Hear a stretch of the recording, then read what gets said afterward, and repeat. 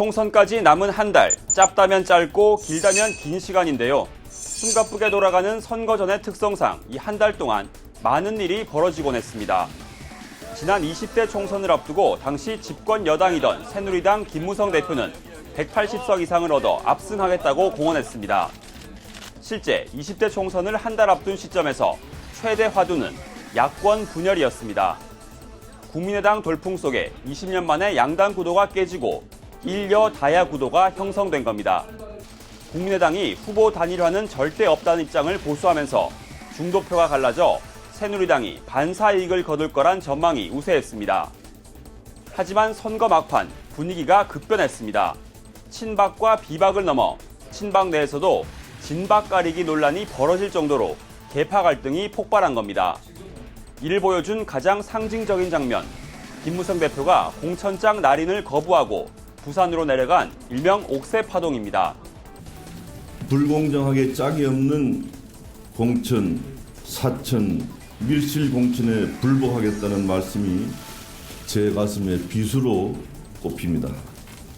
결국 여론조사 무용론이 나올 정도로 예상을 뒤엎고 새누리당이 참패해 원내 제1당마저 빼앗겼습니다. 20대 총선과 달리 19대 총선 때는 야권 연대가 최대 이슈였습니다. 선거를 한 달 앞둔 시점에서 민주통합당 한명숙 대표와 통합진보당 이정희 대표가 손을 잡은 겁니다. 이번의 야권 연대는 사실상 총선 승리만을 위한 것은 아닙니다. 앞으로 우리가 새 시대를 열어가야 될 새로운 구심점을 만드는 새 출발이라고 저는 생각합니다. 진보 진영이 힘을 모은 데다 새누리당에선 전당대회 돈봉투 사건이 터지는 등 야권에 유리한 흐름이 이어졌습니다. 하지만 이번에도 공천 갈등이 대세를 뒤집었습니다. 구민주계와 친노, 계파 간 갈등이 불거진 데다 이정희 대표의 여론조사 조작 의혹이 불거지며 공천의 공정성에도 흠집이 났습니다. 엎친 데 덮친 격으로 여성, 노인 비하 발언으로 논란이 된 낙곰수 김용민 후보를 끝까지 밀어붙인 게 결정타가 됐습니다. 싸늘하게 돌아선 민심은 새누리당에 152석, 과반을 몰아주며 민주당에 경종을 울렸습니다. 19대와 20대 총선, 여야만 바뀌었을 뿐 비슷한 흐름이 되풀이된 겁니다. 한 달 새 민심이 크게 요동쳤던 때로는 빼놓을 수 없는 게 2004년 17대 총선입니다. 선거를 한 달 앞두고 당시 노무현 대통령에 대한 탄핵소추안이 국회를 통과한 겁니다. 한나라당은 물론 김대중 전 대통령이 만든 새천년 민주당까지 함께 탄핵에 동참했습니다. 여야 의원들 간 격렬한 몸싸움 끝에 야당 의원 195명 중 193명이 찬성해 탄핵소추안이 국회 문턱을 넘었습니다. 하지만 거센 역풍이 불기 시작했습니다. 분노한 국민이 거리로 뛰쳐나와 전국 각지에서 탄핵에 반대하는 촛불 시위를 벌였습니다.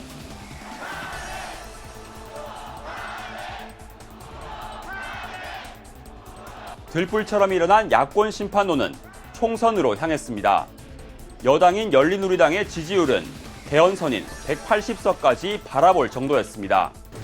매일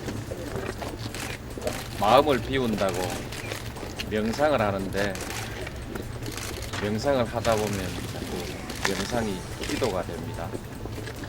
하지만 선거 직전 또 한 차례 반전이 일어났습니다. 정동영 열린우리당 의장이 60, 70대 이상은 투표하지 않아도 괜찮다, 집에서 쉬셔도 된다는 노인 폄하 발언에 선거판이 또 한 번 출렁인 겁니다. 열린우리당이 152석을 얻긴 했지만 당시 판세로 봤을 땐 기대만큼의 결과를 얻지 못했다는 평가입니다. 그렇다면 이번 선거 한 달 전 상황은 어떨까요? 민주당은 비례연합정당 참여, 통합당은 당내 공천 갈등으로 각각 논란에 휩싸였는데요. 세부적인 내용 차이는 있지만 큰 틀에서 선거 구도의 지각 변동, 공천 갈등이라는 역사가 되풀이되는 모양새입니다. 다만 이번 선거에는 코로나19 사태라는 최대 변수가 있습니다. 선거 분위기가 침체된 건 물론 정치 신인들은 얼굴 알리기조차 어려울 정도인데요. 정권 심판과 야권 심판이 맞서는 기존 구도를 유지한 채 정부의 코로나 사태 대응 평가, 낮은 투표율 등이 가늠자가 될 전망입니다. 지금은 모두가 위기 대응에 한뜻을 모아야 합니다. 과감하고 신속한 재정 투입이 필요합니다. 무조건 더 걷어서 더 쓸 생각을 하기보다는 덜 걷어서 민간에 돈이 돌 수 있도록 하는 것이 더 빠르고 정확한 방법입니다. 결국 이번 선거는 코로나19 사태 속에서 위기 대처 능력과 진정성을 평가하는 시험대가 될 것으로 보입니다. 이제 남은 시간은 한 달. 대한민국 정치에서 한 달은 강산이 여러 번 바뀌고도 남을 시간입니다. 지금까지 여의도 풍향계였습니다.